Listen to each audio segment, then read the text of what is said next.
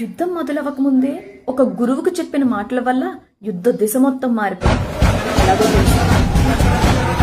పశ్చైతం పాండుపుత్రాణం ఆచార్యం మహితం చము వ్యూఢం ద్రుపద పుత్రేన తవ శిష్యేన ధీమత.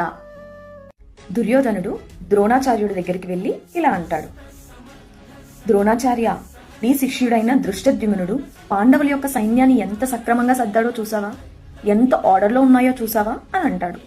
ఇక్కడ దుర్యోధనుడి యొక్క మనసులో భయం ఉంది, అసూయ ఉంది, అనుమానం కూడా ఉంది. అనుమానం దేనికంటారా?